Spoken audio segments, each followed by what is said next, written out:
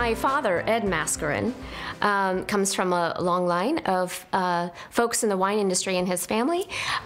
His grandfather, over in northern Italy in the Friuli district, worked on the grounds of the Count of Zoppola, a little community that, you know, obviously had a count and a castle and had property. And my great-grandfather not only managed the aviary there, but also did some sharecropping there. Around in the early 1900s, back in the United States, the Italian-Swiss company was looking hard for people to come over from Italy and plant vineyards. The demand for grapes and wines was growing astronomically, and they just didn't have enough vineyard.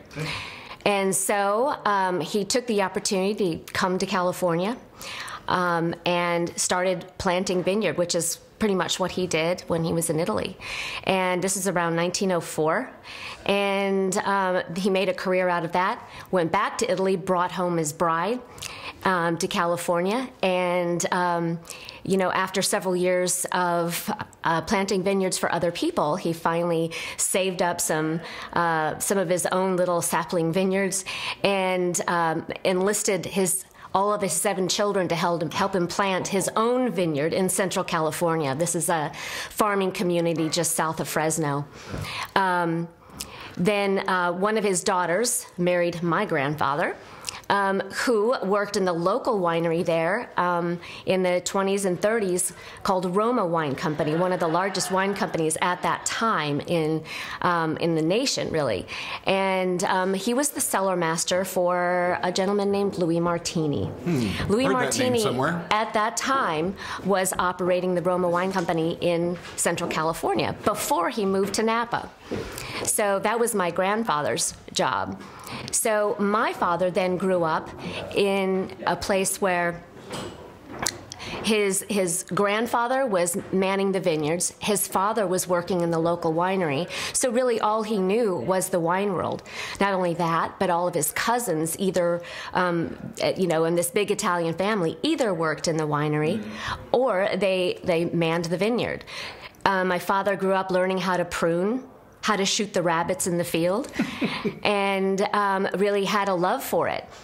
And he was also, as he grew up, he's a very good student in high school. The family didn't have much money. They were just really earning enough to put food on the table, you know. Yeah. And so the local Lions Club gave him a scholarship to go to school. It was a whole $1,000 scholarship. And his family never could have afforded for him to go to college. So he looked around. He was also an athlete. And he decided to pick Berkeley as the UC, University of California School of Choice. And went there, walked on to the football team, and played for the venerable Pappy Waldorf, who was, you know, famous football coach at the time in the 1950s. However, Dad's first love was really baseball, and he had been recruited by the baseball team. So at the same time, he was playing 2 sports. Crazy. And I think he really, you know, preferred the athletics, but all the while kind of kept up with his courses and ended up with an engineering degree. So at this time, graduating from school, he's got opportunities to go play for the St. Louis Cardinals or get a job in the industry producing, I think it was Colgate-Palmolive. And he chose the notion of earning a little money, and because going to the pro sports was just not going to earn him anything in those days. So he basically at that time left the family business. He went out into a whole new world, and that job took him kind of throughout some really interesting job opportunities. He worked for Litton Industries, worked on microwave technology for guided missilery, and then on to other manufacturing concerns, and ultimately ended up in Tulsa, Oklahoma. Fast forward about 40, 45, 50 years. He's in his 70s, and really wants to get back into what he knew as a young man. and that was to have a winery where he could make fine wines. Unlike the commodity wines of the 1930s, he wanted to do something different and special, and he'd always, over the years, had retained, his interest in learning about wines, and this was an opportunity for him to really make what he wanted. This was right around the time of the financial crisis of 2008, and I found my life at a particular crossroads, and so he invited me to come join him in this. So I was kind of a novice.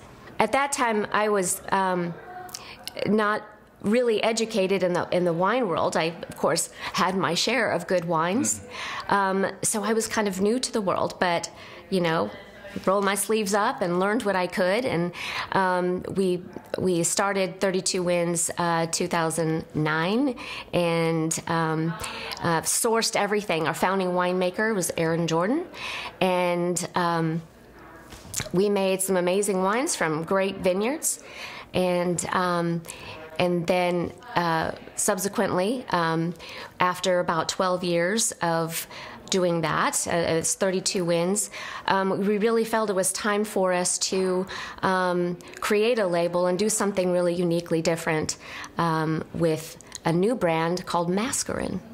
Interesting. Guess where I got that name? I wonder where. I think the foundation is based in Burgundy. That is where our winemaker first learned really a deep dive into winemaking style. He started, one of his first jobs out of, after he left Fresno State and master's degree in oenology and viticulture. He went to go work for a little winery called Domaine du Jacques. And that really formed kind of the basis for his winemaking down the road. So, we are so lucky to have him. From there, he went on to work in Argentina in an area called Cavajate, and then on to New Zealand, came back to his homeland of Sonoma County to really, utilize all that he learned on these wine sabbaticals and start making wine as a young man.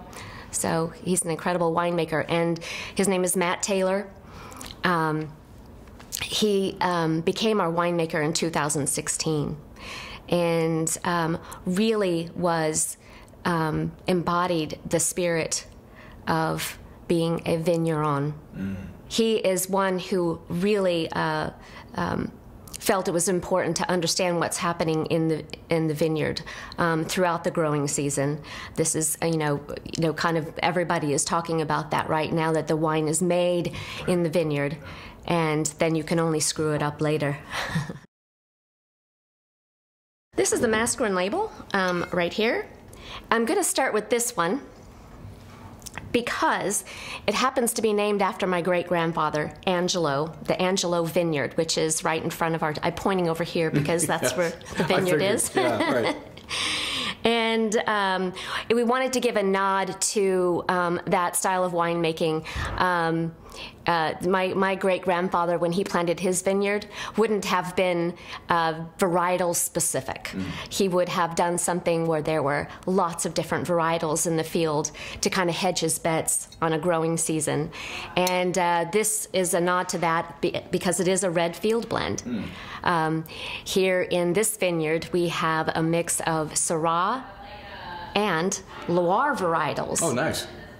That we actually brought over from France to plant here. And there are 9 different varietals that are planted there. And, when picked together and co-fermented with the Syrah, the whole wine is really beautifully elevated with the lighter whites and red varietals mixed with the Syrah. It's a beautiful blend, and we're just so thrilled to have it. It's fun, it's light, it has a richness to it, and I can't wait for everyone to try it. This is brand new and has just been released this weekend.